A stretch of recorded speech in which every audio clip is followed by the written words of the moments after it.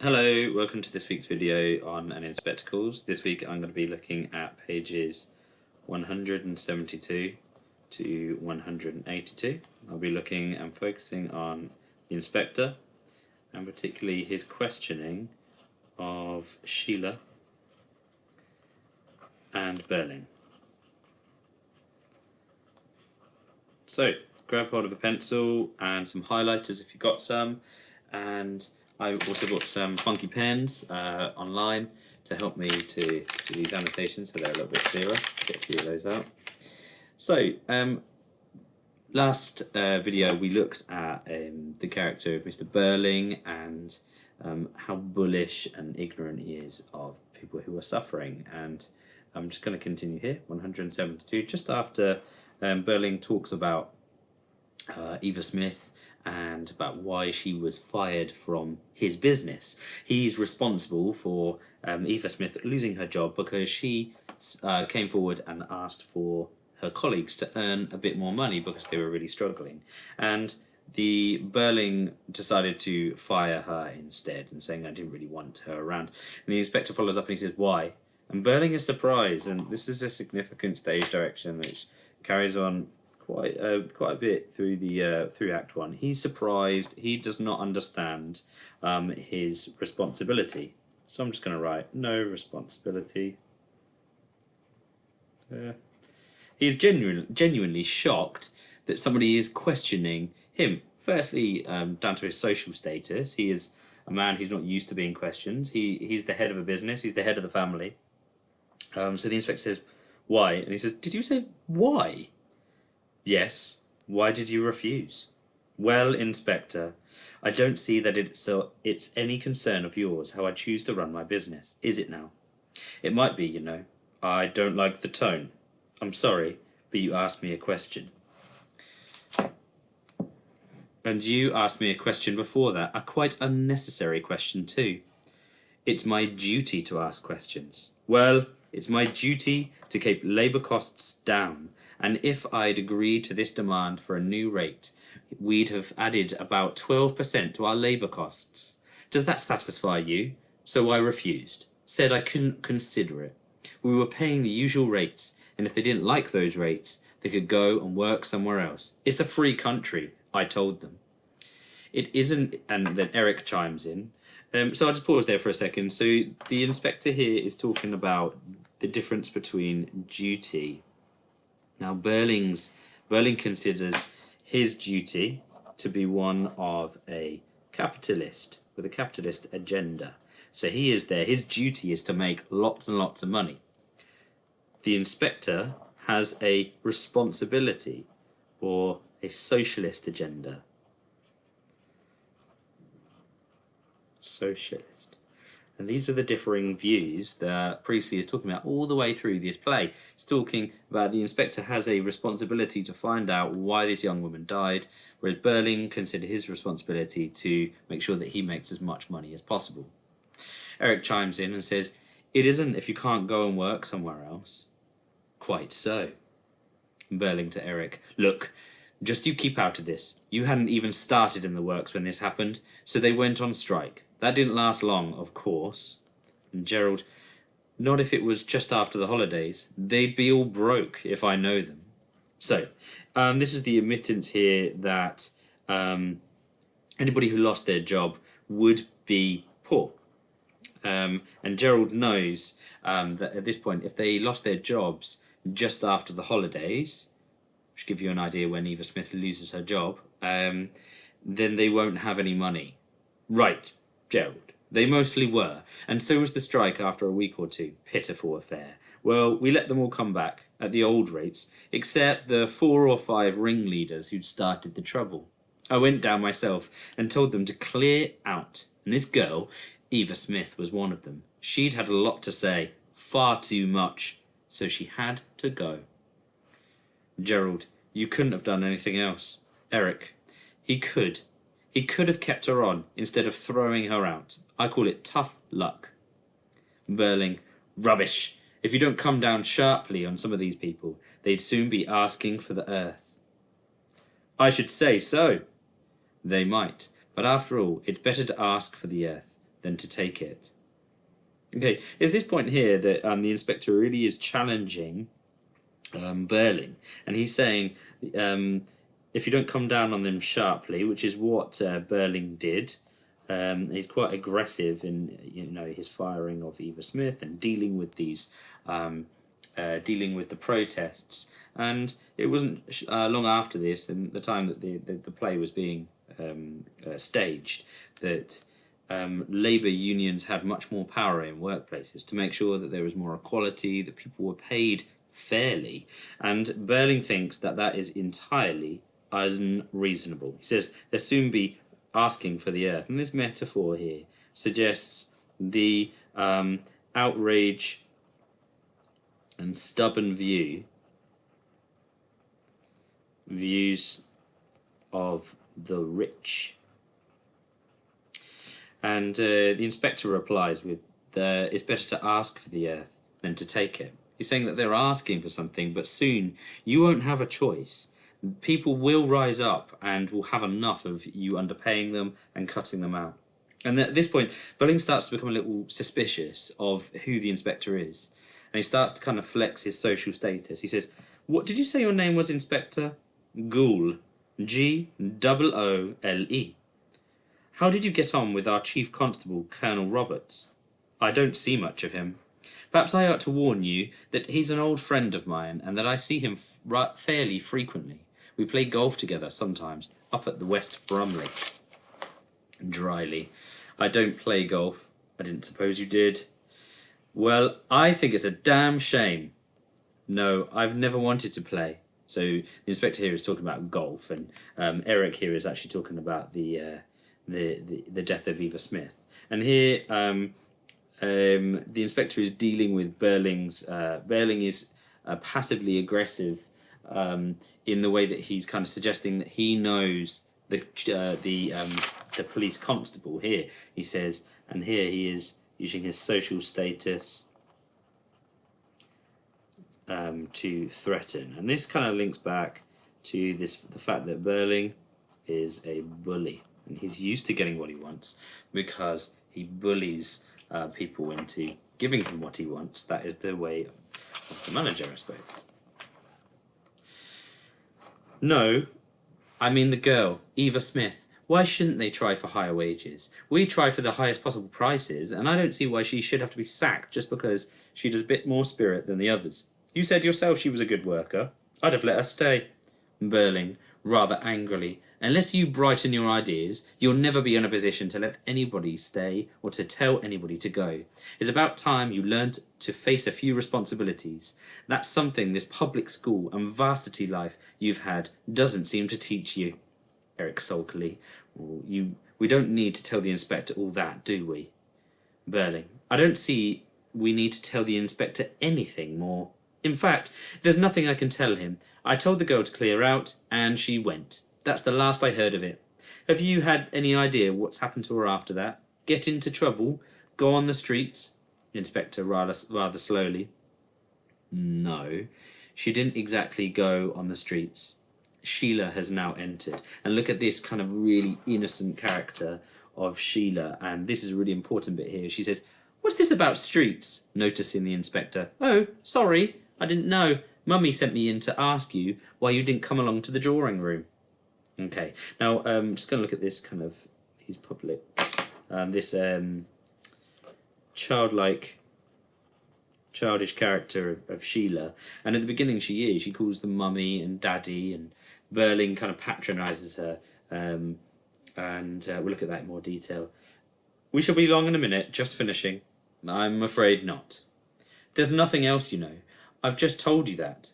What's all this about?" "Nothing to do with you, Sheila. Run along." Quite dismissive here.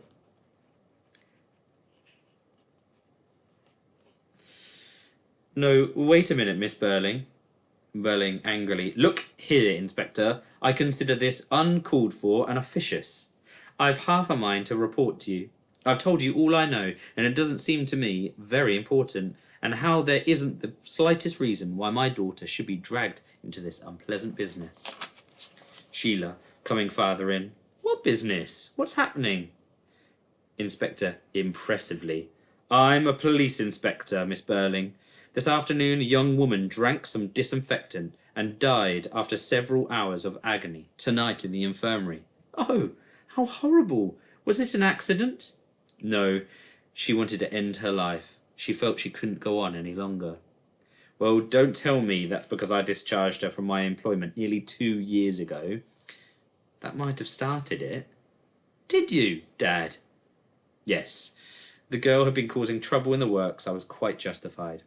And Gerald, yes, I think you were. I think we'd have done the same thing. Don't look like that, Sheila. Sorry, I just can't. It's just that I can't help thinking about this girl destroying herself so horribly, and I've been so happy tonight. Oh, I wish you hadn't told me. What was she like? Quite young? Inspector, yes, 24. Pretty? She wasn't pretty when I saw her today, but she had been pretty, very pretty. It's enough of that. And I don't really see that this inquiry gets you anywhere, Inspector. It's what happened to her since she left Mr. Burling's works that is important. Obviously, I suggested that some time ago. And we can't help you there because we don't know. Inspector, slowly. Oh, you sure you don't know? He looks at Gerald, then at Eric, then at Sheila. I think these really impressive stage directions.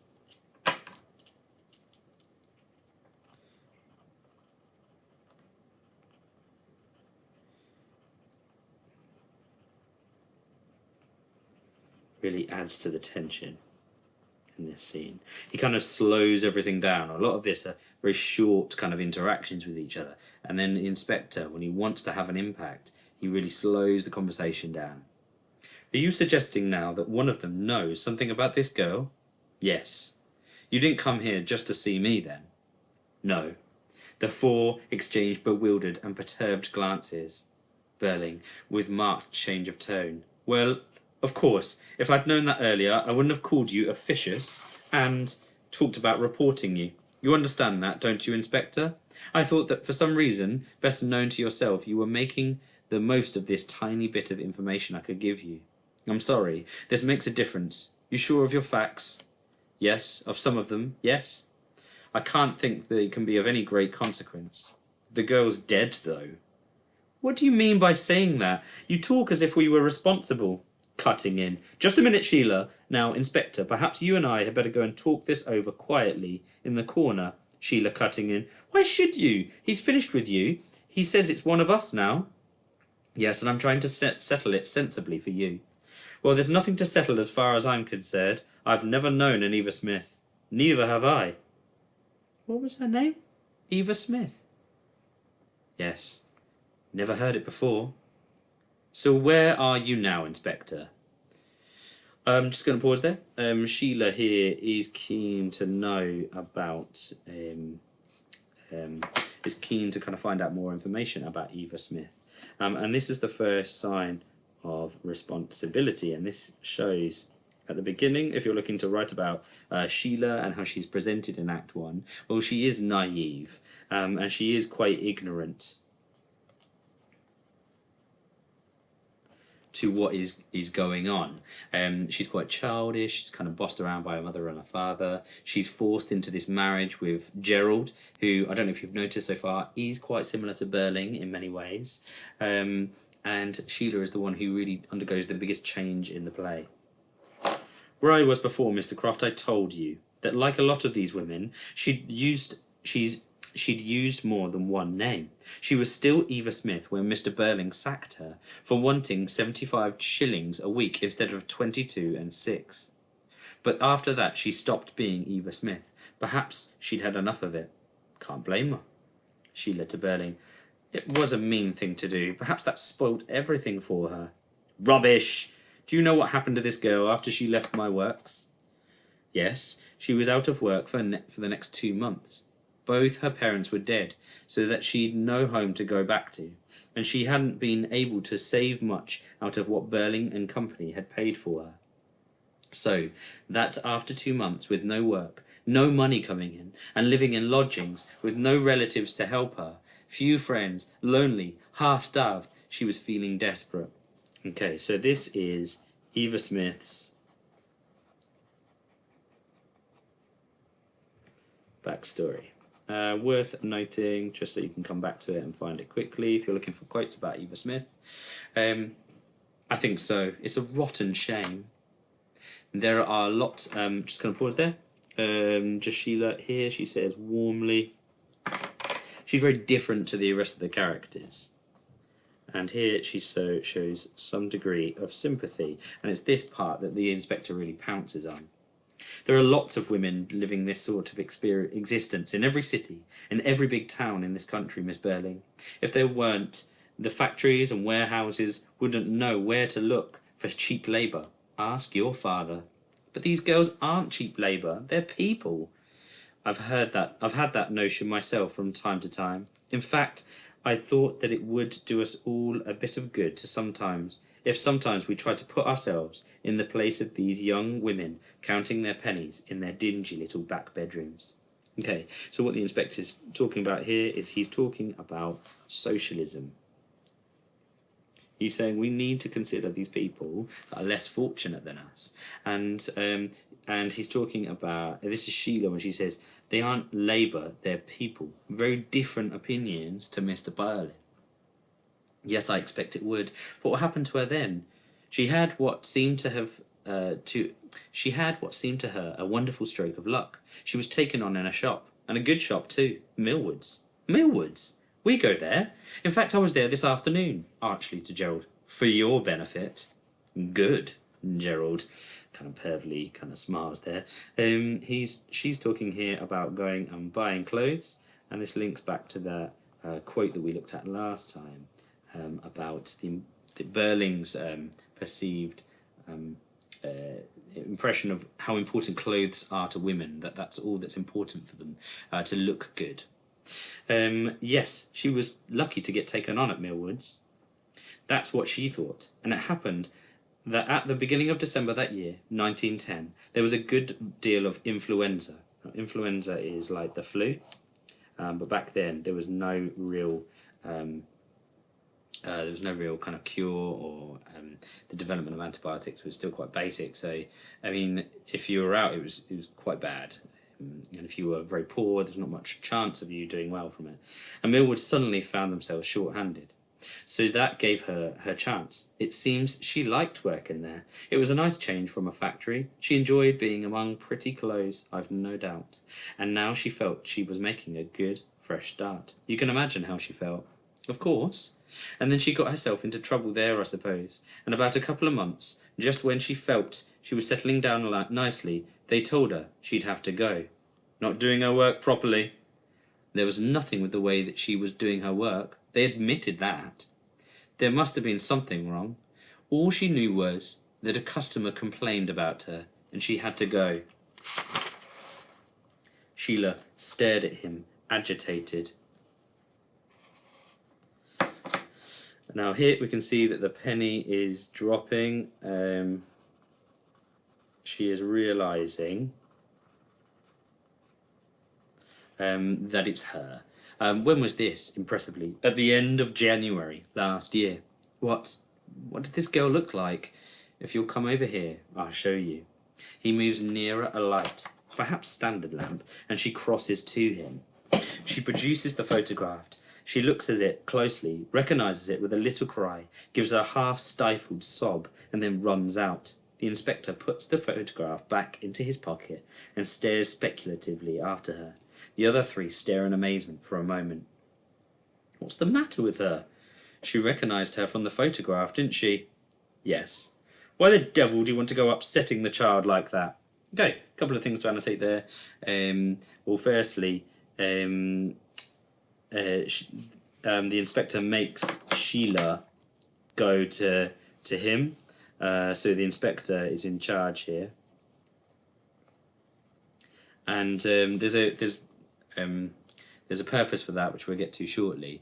But Sheila has to go across the room to have a look at this photograph. She recognises Eva Smith and runs out of the room crying. The second bit that we could annotate is Burling when he says angrily, "Why are you upsetting the child like that?" Again, quite patronising. Looks at Sheila as a child. Okay. I didn't do it. She's upsetting herself. Well, why? Why? I don't know yet. That's something I have to find out. Berling's still angry. Well, if you don't mind, I'll find out first. Shall I go to her? No, leave this to me. I must also have a word with my wife. Tell her what's happening. Turns at the door, staring at Inspector angrily. We were having a nice little family celebration tonight, and a nasty mess you've made of it now, haven't you? Steadily. That's more or less what I was thinking earlier tonight, when I was in the infirmary, looking at what was left of Eva Smith. A nice little promising life there, I thought, and a nasty mess somebody's made out of it. Berling looks as if he's about to make some retort, then thinks better of it, and goes out, closing door sharply behind him. Gerald and Eric exchange uneasy glances. The inspector ignores them. Okay, so again, the quite horrible quote from Mr. Berling here, showing that all that's important to them is their little party.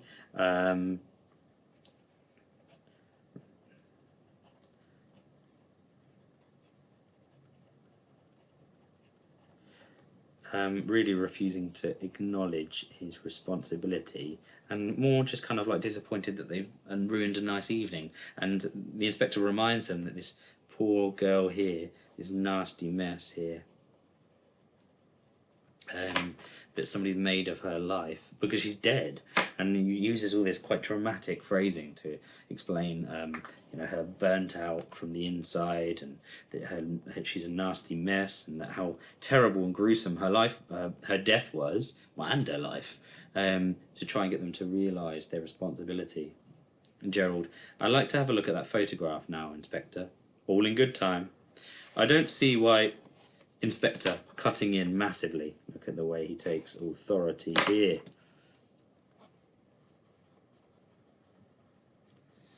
And he is dominating this conversation. You heard what I said, Mr. Croft. One line of inquiry at a time, otherwise we'll all be talking at once and won't know where we are. If you've anything to tell me, you'll have an opportunity of doing it soon. And Gerald ran over uneasily. Well, I don't suppose I have... Look here, I've had enough of this. I dare say. I'm sorry, but you see, we were having a little party, and I've had a few drinks, rather a lot of champagne, and I've got a headache, and as I'm only in the way here, I think I'd better turn in. Inspector, and I think you'd better stay here. Why should I? It might be less trouble. If you turn in, you might have to turn out again, soon. Getting a bit heavy-handed, aren't you, Inspector? Possibly, but... If you're easy with me, I'm easy with you. After all, you know, we're respectable citizens and not criminals. I'll come back to that point later, but I am going to highlight that one because there's a good bit of dramatic irony here. Why would an inspector be there questioning them in the way that he is if they weren't responsible in some way? Sometimes there isn't as much difference as you think. Often, if it was left to me, I wouldn't know where to draw the line. Fortunately, it isn't left to you, is it?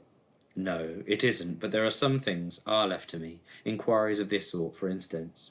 Enter Sheila, who's been crying. Well, Miss Berling? You knew it was me all the time, didn't you? I had an idea it might be, from something the girl herself wrote. I've told my father. He didn't seem to think it amounted to much, but I felt rotten about it at the time, and now I feel a lot worse. Did it make much difference to her? Yes, I'm afraid it did. It was the last real steady job she had. When she lost it, for no reason that she could discover, she decided she might as well try another kind of life. So I'm really responsible. No, not entirely. A good deal happened to her after that, and you're partly to blame, just as your father is. But what did Sheila do? I went to the manager at Millwoods, and I told him that if they didn't get rid of that girl, I'd never go near the place again, and I'd persuade Mother to close our account with them. And why did you do that? Because I was in a furious temper. And what had this girl done to make you lose your temper? When I was looking at myself in the mirror, I caught sight of her smiling at the assistant, and I was furious with her. I'd been in a bad temper anyhow. And was it the girl's fault? No, not really. It was my fault. Suddenly to Gerald. All right, Gerald, you needn't look at me like that. At least I'm trying to tell the truth. I expect you've done things you're ashamed of too. Well, I never said I hadn't. I don't see why. Never mind about that. You can settle that between yourselves. Between you afterwards. What happened? I'd gone in to try something on. It was an idea of my own. Mother had been against it, and so had the assistant, but I insisted, and as soon as I tried it on, I knew they'd been right. It just didn't suit me at all. It looked silly in the thing. I looked silly in the thing. Well, this girl had brought the dress up from the workroom, and when the assistant, Miss Frances, had asked her something about it, this girl, to show us what she meant, she had held the dress up as if she was wearing it, and it just suited her. She was the right type for it, but I was the wrong type. She was a very pretty girl too, with big dark eyes, and that didn't make it any better. So, Sheila got her fired because she was jealous. She wanted to buy a dress, she wanted a new style of dress, and it turned out that Eva Smith works at the shop and looked better in the dress than she did, and that upsets her quite a lot. I caught sight of this girl smiling at Miss Frances, as if to say, doesn't she look awful? And I was absolutely furious. I was very rude to both of them, and then I went to the manager and told him this girl had been very impertinent. That means rude. And she almost breaks down, but she just controls herself. How could I know what would happen afterwards? If she'd been some miserable, plain little creature, I don't suppose I'd have done it. But she was very pretty, and looked as if she could take care of herself. I couldn't be sorry for her. Okay, it says, describe if she'd been some miserable, plain little creature. Again, demonstrates higher social status. That even though Sheila is actually the one who's a little remorseful, actually quite horrible, this description of her as a miserable, plain little creature, showing that if she hadn't been pretty, she wouldn't have treated her like that, which tells us a little bit about the way that the rich treated those beneath them, or a comment on how we should treat people in society today. In fact, in a kind of way, you might be said to have been jealous of her. Yes, I suppose so. And so you used the power you had, as a daughter of a good customer, and also of a man well known in the town, to punish the girl just because she made you feel like that? Yes, but it didn't seem to be anything very terrible at the time. Don't you understand? And if I could help her now, I would. Yes, but you can't. It's too late. She's dead. My God, it's a bit thick when you come to think of it. Oh, shut up, Eric. I know. It's the only time I've ever done anything like that, and I never do it again to anybody. I've noticed them giving me a sort of look sometimes at Millwards. I noticed it this afternoon, and I suppose some of them remember. I feel now I can never go there again. Oh, why had this to happen? That's what I asked myself when I was looking at the dead girl, and when I said to myself, well, we'd try to understand why it had to happen, and that's why I'm here. And I'm going to go, and I'm not going until I know all that happened. Eva Smith lost her job with Burling and Company because the strike failed, and they were determined not to have another one. At last she found another job, under what name I don't know, and in a big shop, and had to leave there because you were annoyed with yourself and passed the annoyance on to her. Now she had to try something else, so she changed her name to Daisy Renton. Gerald startled. What? Inspector steadily. I said she changed her name to Daisy Renton. Gerald pulling himself together. Do you mind if I give myself a drink, Sheila? Sheila merely nods, still staring at him, and he goes across the Tantalus on the sideboard for a whiskey. Where is your father, Miss Burling? Okay, so we realise here that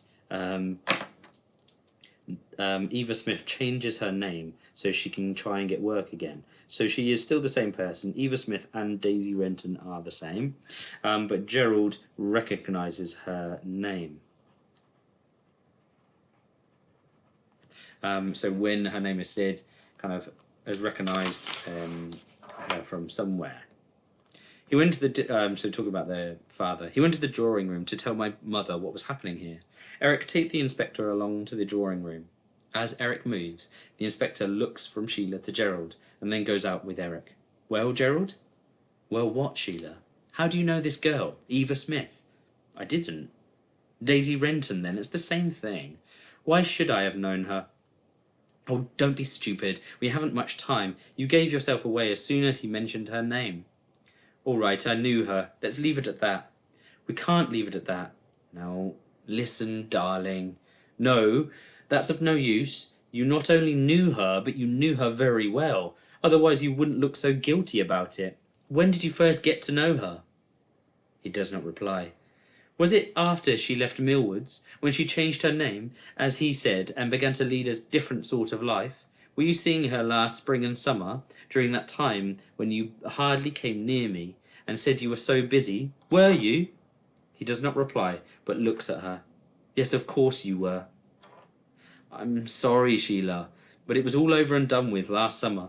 I hadn't set eyes on the girl for at least 6 months. I don't come into this suicide business. Okay, so a couple of important points here. That Gerald was cheating on Sheila during the spring and the summer when he said that he was too busy to see Sheila. And it turns out that during this time, it was kind of start to the downfall of the suicides. It wasn't whilst they were together, but again, he refers to suicide as a business, linking him to capitalism. But he is completely guilty of two things now. He is guilty of being involved in this story more than he thought he was, but also cheating on Sheila. I thought I didn't half an hour ago.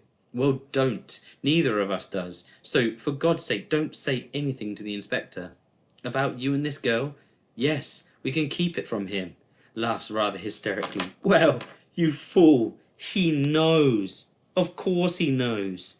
And I hate to think how much he knows that we don't know yet. You'll see. You'll see. She looks at him, almost in triumph. He looks crushed. The door slowly opens, and the inspector appears, looking steadily and searchingly at them. Well, end of Act 1. Okay, so this is exactly what the inspector was hoping for. He is literally crushing them with the way that he is unravelling the story.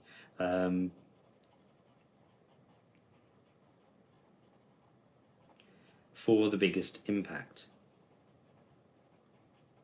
Okay. So, it's the end of the video for this week. Hopefully you've now annotated up to the end of Act 1. You have a good idea, and you can go back and you can do the quiz, you can do the next lesson, which involves making sure that you really understand Act 1.